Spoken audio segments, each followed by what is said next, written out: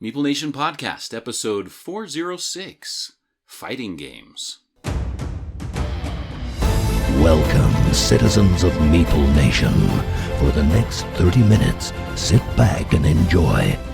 Meeple Nation is sponsored by GameToppersLLC.com. Upgrade your game night, upgrade your game table, upgrade each of your games with beautiful Game Topper from GameToppersLLC.com. Jump on their website, see what they have to offer. They have toppers of all sizes. They have all sorts of different mats to choose from. Beautiful mats. Very high quality. Go ahead, check them out. They have accessories for your toppers as well. GameToppersLLC.com. You will not be disappointed. We are your hosts of Meeple Nation. I'm Nathan Howard. I'm Dave Holliday. And I am Andy Holliday. Logan is out of town this week, so we won't be including him. But if you miss Logan, you can always jump over to our website, meeplenation.com, check out our blogs, and catch up with Logan there with his blog posts. We have 7 bloggers now, which we're really excited about. The 4 of us, and then we have also added Kit, who is my brother, and Doug. We've talked about Doug several times, and also Nathan Tinney, who is Dave's friend from up in Washington. We're really excited to have them with us, excited to have their input. So you can check out our blogs and their blogs on our blog page on our webpage. There's also links to our Instagram. If you ever want to reach out to us, feel free to reach out to us at our email, meeplenation@gmail.com. Look at all 7 of our bios on there as well. The meeplenation.com is a great resource to use, so check it out. This week we are discussing games that have fighting in them. Fighting amongst your fellow gamers, fighting with them, fighting against the baddies of the universe, fighting in any way. There's a lot of games that have that theme or mechanic or whatever you want to call it. There's a lot of fighting games.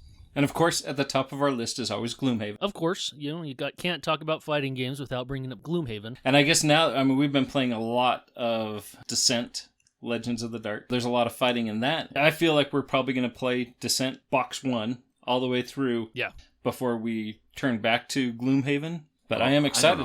I think we are. I think we need to finish the campaign. We need to finish a campaign, for goodness sakes. Yes, we have, I don't know how many started. We need to finish one. You nailed it right on the head. We get started in so many things, and then something new comes out, or something different comes out, and we quickly put something on hold. Put it on layaway. On layaway. There you go. Same day as cash. Star Wars Imperial Assault, speaking of campaign games that we have not yet finished. Right. We're only one away. 1 or 2 games away from finishing, and it's been 5 months since we've last played. We ran into a good problem, right? We did. We ended up with starting to have more people show up to our regular Thursday game night with the addition of Corey coming. Corey's going back to Japan to visit his family for a little bit. Maybe we'll see if we can get that back to the table and complete that campaign. You notice that he didn't say it had anything to do with the fact that we hit his 10 for 10 of that game and stopped playing it. If we hadn't hit it, I would definitely be pushing that more. But that was last year. We hit the 10. I think that it's been longer than 5 months because that was 10 for 10 last year. I think we've only played 1 since we met that 10 for 10 last year. Yeah. It's been nice. Thursday nights we had more people show up. And so, in fact, we've had enough people show up that we've had to break into 2 groups at times. Yeah, it's been awesome. That's kind of the nice thing is when we have here at the Meeple Nation HQ, Nathan has both of his toppers set up. And it is. We have that option that when we have the blessing of having enough people to split into 2 groups, it's totally a feasible thing to do. It works out really good. Even the Watsons are fighting for tabletop time.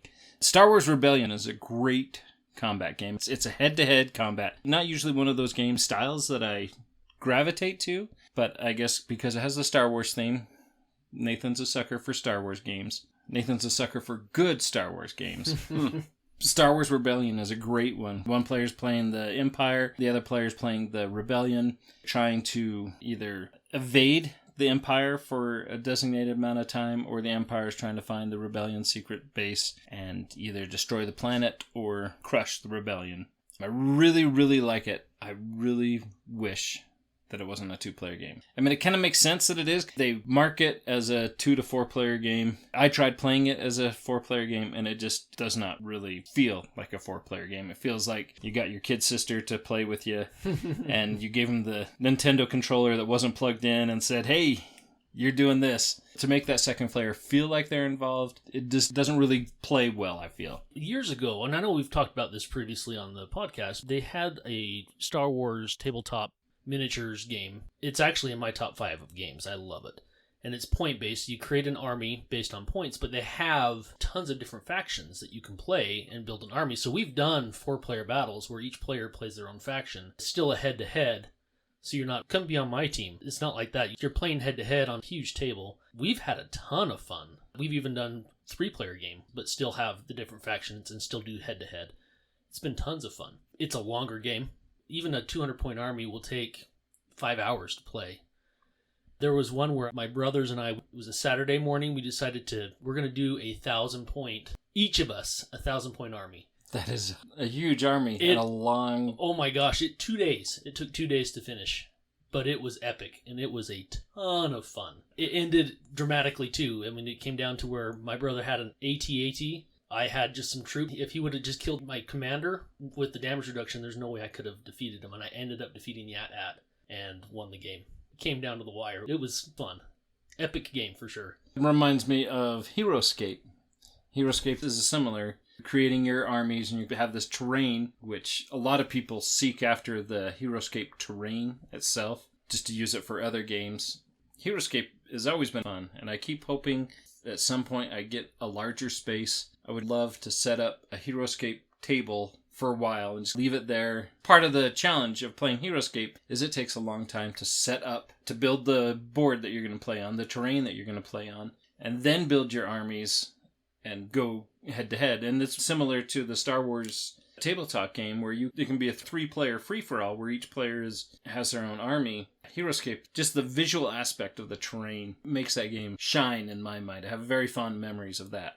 Yeah, I would agree with you there. It's a game I remember looking at years and years ago when it was more popular and it was still available. I never did buy it, and I wish I would have. Just to have that 3D terrain for different games. Even for when I happen to play my Star Wars miniatures game, which I have played with my son, and he keeps bugging me now to play it again.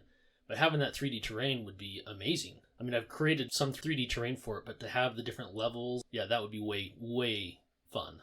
I don't know why they stopped making that. I mean, there's a huge following after it now. Yeah, absolutely. That you would think that somebody would say, hey, maybe we should kick that out again, but... Now, we talked recently about Small World. Not one of my favorite games, but we talked about it and its similarities with History of the World a little bit. They share a little bit in the way that the battle fighting happens. You have an active empire, an empire that is in decline or that is no longer active. You score points for both different empires during play. A little unique. The uniqueness of that is what I do like about Small World. Definitely like that part of History of the World. I like anytime I get introduced to a new mechanic or a new way of doing something, I find it compelling. Both of those games did that well. Small World and History of the World. A game that I have played a fair bit with my kids, a little bit with my cousins and some of their kids, is Pathfinder, the adventure card game. This is one that my kids love. Actually, as far as our plays, I've progressed more with my kids than I have with anyone else. In Pathfinder adventure card game, each of you are playing a character, and you have different scenes that you're going through. It's story-based, loosely story-based. I mean, there's a little bit of story. You have different locations based on the scenario you're playing. You're going to visit those locations, and your character is represented by a card, and you're going to place your heroes at a location, and you're going to explore. There's an exploration deck at each location. It's going to be henchman or a villain in each of the decks, and you're trying to defeat the villain. As you're doing that, you're exploring the deck, you're trying to find loot, which is typically going to be weapons or potions or spells, and you can acquire those to add them to your deck. You start with a number of cards based on your character. The character has a starting deck. You have those cards every time. Now you can upgrade those at the end of each scenario based on different loot cards that you may have gotten during the game. But you're going to explore the deck and try to get through the deck and then try to close that location. If the villain comes up, you have to have all the locations closed because if you defeat it, he's just going to run away to a new location. A little bit of cat and mouse trying to find the villain if he escapes, trying to get those locations closed. Each of the locations, in order to close them, typically you're going to have some sort of test that you're going to have to roll for one of your abilities or a check or bury a card, something to that effect. And so you typically are going to send different characters who have different strengths to a location that is they're going to perform the best or have the most likely chance of succeeding. The game is a lot of fun. It follows a story. You unlock different feats for your character that you get to upgrade, kind of develop your character how you want, which my kids have really enjoyed. As you're gaining cards, you can only have a certain number of cards in your deck, so as you gain cards at the end, you have to choose whether, if you want to keep something, you have to get rid of something. And I like that aspect of it because it's not just, I'm going to load up my deck. That's your health. The more cards you get, the less likely you are to die. Because if you run out of cards, you're defeated for that scenario that you're playing. It's all cooperative. It's fun to try to work together. If someone needs healing and you have your cleric in the party, they have to move to your location to heal you. There's just a lot going on in it. They actually have a new edition of Pathfinder, the adventure card game out. I have all of the first edition stuff. I have a copy at my house of the second edition. I believe it's my cousin Dennis's. And we've played it once. I'm not as familiar with it because I've only played it one time. Great game, though. And I don't think it has all the content that you got. You got a ton of content and a ton of monthly or bi-monthly releases of expanded content. The latest version didn't have any of that. Right. Didn't have any expansion, so it kind of felt like it, I don't know, maybe it wasn't working for them anymore. There just wasn't as much interest in it. And that could be. This is a game that wasn't a huge fan of the first couple of times I played it, but it has grown on me a lot. And one of the things that we've talked about before here is, and Logan loves this game, if I remember correctly, setup and breakdown of this game, he points out it's a process and it takes a bit of time. And yeah, that's my pet peeve of the game. I enjoyed the game far more in the app, playing it solo, because you don't have to deal with that. Every time we're through with the scenario, we got to break down all the decks and shuffle all those decks and then put the next scenario all together. That took a long time for me. That was a drawback for me. Overall, I really enjoy the game, and I think it's great. To play it multiple times in a game night became really taxing to me. Yeah. See, I didn't feel that way, but I've played it 3 or 4 players every time, and I just feel many hands make light work. So if you can get everybody helping, honestly, I think the setup and takedown goes quickly. It is unfortunate that you finish, if you want to play again, you're basically starting over. So that is unfortunate. For us, it hasn't been as big of a deal. You just hand a deck of cards, shuffle these up, look at each location, figure out how many spells go in here. You do spells, you do weapons, you do monsters. And it's gone fairly quickly. Do the same thing. Every time I played, it was with that maximum number usually. Became a little bit taxing and repetitive to me. So who was the jerk that didn't help? That's what I want to know. There wasn't a jerk that didn't help, but there was maybe somebody whose alpha gamer took over and made it go a certain way. I see. I'm not necessarily talking down to them. It mostly came back to there was just that downtime. And I guess there was times when people... And that person was probably me. The alpha game has taken over everything, so I'm going to play on my phone. Yeah. Anytime there is that in the play, it sticks into me as more of a negative experience. I can see that. Tell us about a game that gives you a more positive experience, Nate. It's one that I've actually really been enjoying lately. Dave, you and I have been playing, and that's King of Tokyo. Very much a fighting game where we're fighting each other to earn victory points by fighting in Tokyo. We've been playing it a lot on Board Game Arena. I have the latest version that includes all of the content, which I'm really excited to break out physically. But Dave, you and I have enjoyed several of these games online. And this last one, I thought we only had to score a certain amount of points. And, you know, we're both almost at, you're at 19, I think I'm at 17 points. The game's over now. Is it over now? Yeah. I crossed the 20-point threshold. Was it 20 points? Yeah, I actually thought that you had won it earlier because I thought it was 15. And you got to 15. I was like, crud. And then I was like, oh, we're still going. Yeah, I thought it was 10, and we were still going. And that's a disappointment, though, that I lost that, because I was off to a really You good were start. kicking my trash for a while. That's a game that I played once in person, but our Labor Day up in Preston, Idaho. I don't remember who all played with us. I don't know if you remember, Andy. That was my one play. People were excited to play it. I was like, all right, whatever, and I played it. And I liked it okay, but it wasn't huge for me. Again, this is one that's grown on me, too. I could see myself enjoying this game a lot. So a game that we played going way back to 2002, and when it first came out, we played it tons. Way too much, in fact. Dave, I know it's not your favorite game. I've had some pretty sour experiences with it, too, but I still really enjoy the game. I enjoy the dice version better. Did I mention it was Bang yet? Not yet. Okay, but well, now that's you did. Bang. Yeah. I really enjoy Bang, the dice game, better because I think it's faster paced. There's not that chance of being eliminated as easily. It still happens. Mm-hmm. If you have more people, you still have that opportunity to be eliminated before you take your turn. But I remember I took it to work. Let's play this game. It's really fun. It's easy. And I taught it, and there was 5 of us playing. The sheriff got the volcanic, and the sheriff on his first turn shoots the player to his left. Boom, boom, boom. Kills the outlaw. All right, you kill the outlaw, you draw 3 cards. Draws 3 cards. Draws 3 bangs. Boom, boom, boom. Kills the player on his right. Hey, it's an outlaw. He draws 3 new cards, and there are 3 more bangs. We'll go back to the left. Boom, boom, boom. Kills the renegade. And the game was over. It had 1 turn. He eliminated everybody but the deputy. Everybody else is just kind of sitting there and like, this is the dumbest game ever. Great game, Nathan. Yeah, that's exactly how it was.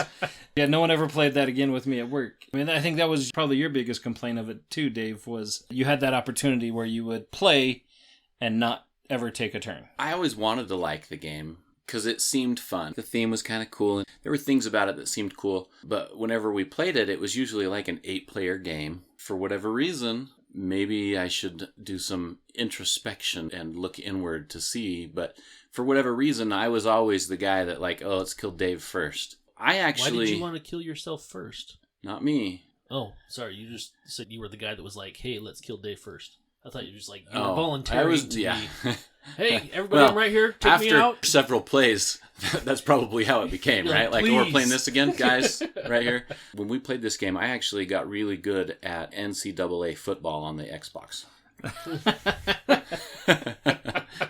Yeah, I do remember that quite often, that we'd be playing and all of a sudden there's Dave in the other room because he was dead playing on the Xbox.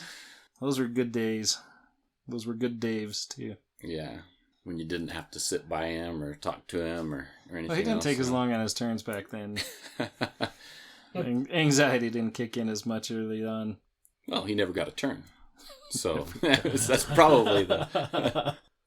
We got to play last year at SaltCon. We hosted a game of Dead Men Tell No Tales. Great game. We've talked about this previously. What a great fighting game. As far as I'm looking on the list, it's one of my favorite games on the list here. It's a co-op game. You have damaged this infamous pirate ship, and you need to board the ship, get enough treasure off to win the game before the ship explodes, or before all of your pirates die. In fact, there are a ton of ways to lose Dead Men Tell No Tales, and there's only one way to win, and that is to get enough treasures based on your player count. There is also the Kraken expansion. With the Kraken, you have to also defeat the Kraken, along with getting all the treasures off and having all the pirates escape. Absolutely fun game. You're fighting fire, you're fighting skeleton crew, you have deckhands that are coming up through the hatches and can impede your movement. If there's too many deckhands and the supply runs out, the ship is overrun and you lose. What a great game. Can be a little stressful if you really get into it. This is a game that's super easy to get into. Fantastic. One of my favorites. Going back to fighting games early on, one that I still love, I haven't played it in probably 2 years now, and that's Legendary, a Marvel deck building game. It was one of those first games that had that air quote semi-cooperative gaming style.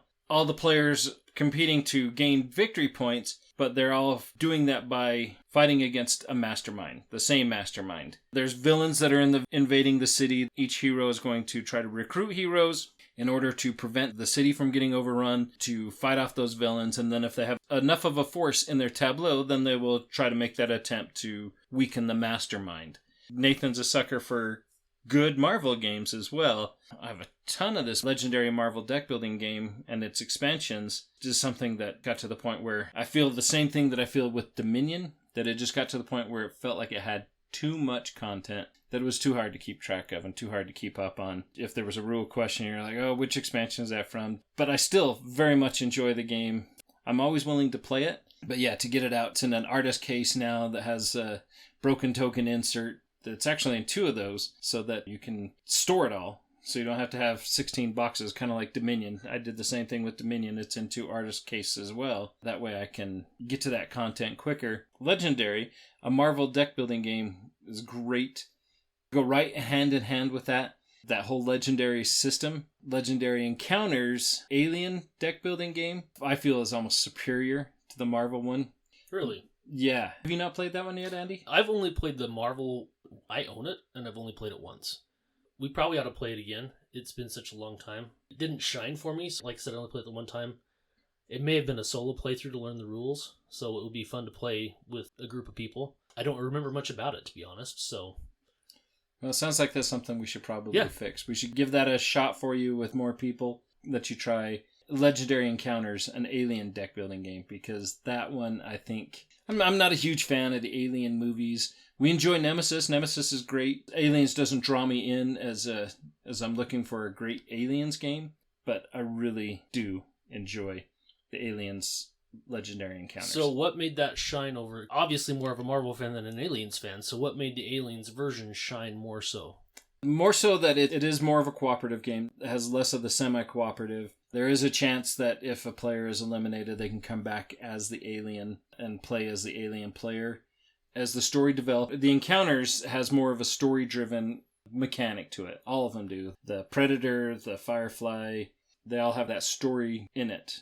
3 scenarios that you're trying to get through. Each of those scenarios you want to complete before you're dipping into the next scenario. The next section of the scenario gives you an advantage, because if you don't have that completed, the one that I'm thinking of right off the top of my head is you had to have some cannons that were in the hall. And the way that the monsters come out, the encounters for the alien comes out is completely different. These cards come out and they're face down, so you don't know what's there. It could be an alien, it could be part of the story, it could be an objective, it could be any of those things. But it's coming down the hall, and the hall's dark, so you have to search. And so you have to spend cards to search, and then you can flip that card over. And if it's an alien, then you have to fight it. And if you can't fight it, then it stays there. Some of those cards will flip back over, so at least you know where it is as long as you can keep track of that. And then you have to search for it again. Different enough. I mean, I love Marvel, and you have all my favorite superheroes that are in there.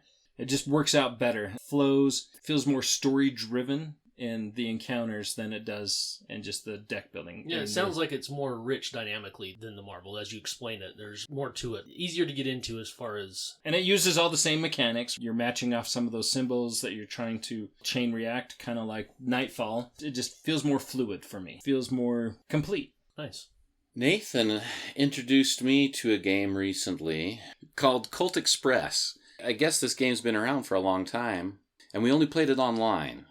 Which Nathan, you didn't love. No. I enjoy the game. I feel it needs to be played in person, for me anyways. Sure. The online version has a way to track of what you're doing, but most of the times I look at the board, I make my decision. You skunked me because you would go through and review and actually keep track of what you did. Right, yeah. So this is a game that'd be interesting. In fact, when we first started to play it, I was like, all right, whatever, I'll give it a shot. But I kind of liked it. In the 2-player version of this game, you start by each selecting 2 different characters. Each character has one unique ability. You have a bunch of other cards that represent your other abilities that everybody has. You're on a train trying to collect loot. There's a sheriff that's trying to bust you. You can shoot each other, you can slap each other.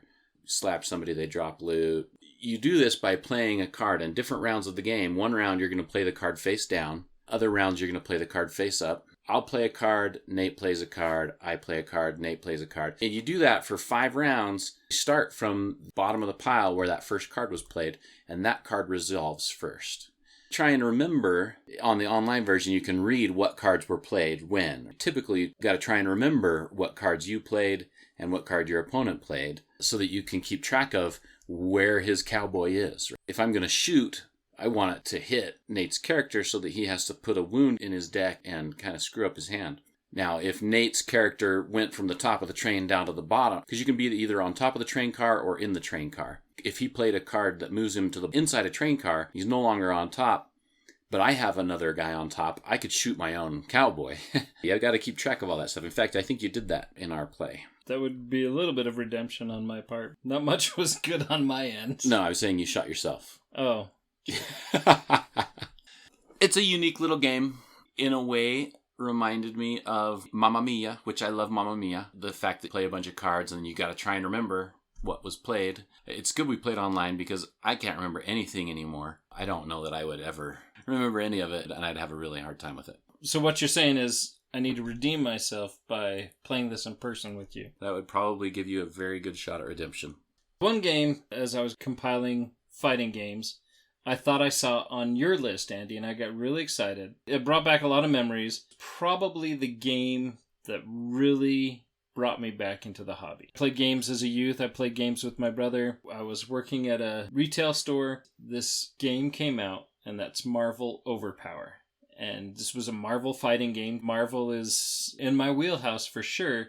I thought I saw that on your list of games that you owned, Andy. It is. Is it there? It is there. I couldn't see it again. Brought back a ton of memories. I had a ton of these Overpower cards. In fact, I still have several starting decks that are still in shrink. I still have all my Overpower cards too, so maybe we should bust that out someday. We should. I've got a huge card case full of Overpower cards. Yeah, I got a trunk that has Overpower, Star Wars, Star Trek, Young Jedi. That brought back a ton of memories. Overpower led to Star Wars, which led to Star Trek, which led to tournaments, which led to meeting Brent, Corey, Dennis, that began the forming of our game group. It was very nostalgic for me to see Overpower on your list. It's been a long time since I have played Overpower. In fact, I know right where the cards are. I thought, my kids get old enough, I'll play this, I'm going to hold on to it. Yeah, I've never even busted the game out with my kids. They've seen the cards. Oh, Dad, what's this? We should play this. Yeah, we should. I reread the rules because it's only been 16, 17 years since I've played. Yeah, it goes back to 1995. Is it really that old? I was in high school when I played it. That's the same time I was playing Magic the Gathering. And I was buying Magic the Gathering cards. It would have been right around that time that I was into Overpower. That is crazy. It's been that long ago. I wasn't in high school. Yeah, you were in high school. You're super old, Andy Poops. You were in junior high? No, definitely. Nope, I wasn't in junior high either. I am a huge fan of dungeon crawlers. I love the fantasy theme. There was a time, and that time is, I guess, technically still here, that I was looking for any game that was a dungeon crawler game. There's a new dungeon crawler game that comes out. I'm very interested. I'm researching it, and it's on Kickstarter. I have to try not to back it because I spend way too much money on dungeon crawlers that I don't ever get to play enough. I do own a game called Massive Darkness. I had this game set up. I was playing it with my daughter and my son. We had a leak in the kitchen above the game room, and this game was all set up on the table, and it leaked all over the game. No. Oh, that's terrible. Yeah. So I put everything that has big, large dungeon tiles. I mean, they're really big dungeon tiles. Would you say they're massive?